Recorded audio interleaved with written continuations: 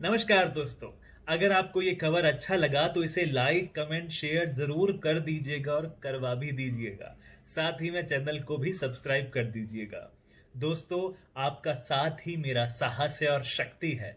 अगर आपका साथ यूं ही बना रहेगा तो मैं ऐसे ही बहुत अच्छे अच्छे कवर और बहुत नया नया कंटेंट आपके लिए लेकर आऊंगा। तब तक के लिए नहीं, हमेशा के लिए मस्त रहिए, मुस्कुराते रहिए। जय हिंद और जय भारत।